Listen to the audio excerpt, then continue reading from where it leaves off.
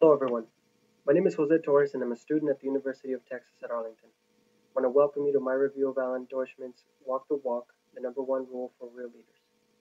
I provided the PowerPoint slides as a handout for this presentation to make it easier for you to follow along and take notes as needed.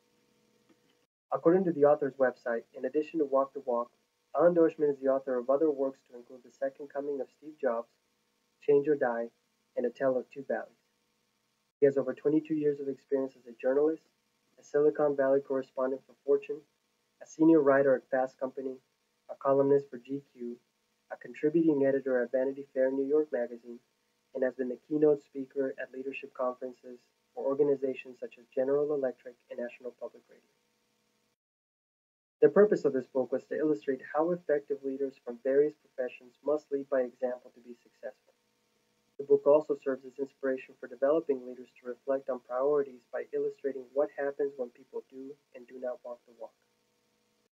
This book targeted leaders who want to explore the many aspects of walking the walk and those who wish to understand the true meaning of actions speaking louder than words. The strengths of this book include being written in a clear, concise, and compelling manner. It encourages leaders to rely on the power of leading by example.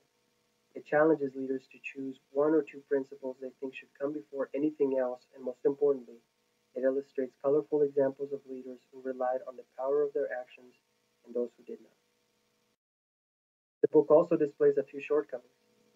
First, some readers may feel that it may have been inappropriate that during the afterword, the author seemed to have invoked contemporary political leaders as opposed to presenting historical figures like he did later on in the context of a book focusing on business leadership. There's also the possible perception of the author's bias towards high-profile individuals and leaving those lesser-known successful leaders out of this book. Last but not least, the author's inexperience in business may also create credibility concerns, as the book seems to revolve around observations from the perspective of a journalist. The book was able to achieve its objectives, which included inspiring developing leaders by illustrating the impact walking the walk can have on leaders and followers alike. The author achieved these objectives by offering a unique perspective from leaders who demonstrated the ability to stand for what they believed was important in their mind. An interesting statement the author made summarizing leadership is that, quote, leadership is about creating change, so its greatest challenge comes when change seems nearly impossible, when people feel helpless and their situation appears hopeless, end quote. The author focused on what he labeled as a rule of one or two.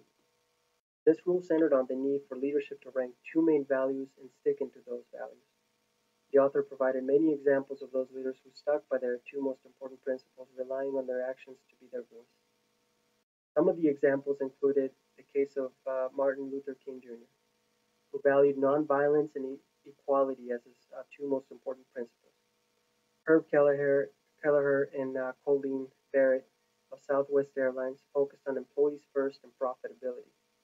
Amazon CEO Jeff Bezos focused on the customers first and long-term success, even allowing negative reviews to be posted on Amazon.com, which was a very controversial move at the time, from his point of view, to give customers the power to make educated decisions on what to buy. There are many other leaders who followed this rule of one or two and understood what it meant to identify what was important and sticking to those values, even when many people disagreed. But what exactly happens when leaders do not walk the walk? One of the individuals the author focused on was Mark Fields from Ford Motor Company, who was supposed to be the American auto industry's leader by turning around a company which was losing billions of dollars per year. Starting in 2005, he eliminated jobs and closed down factories in an effort to cut costs for the Ford Motor Company. His downfall was his inability to become a member of the community and share the sacrifices with his people.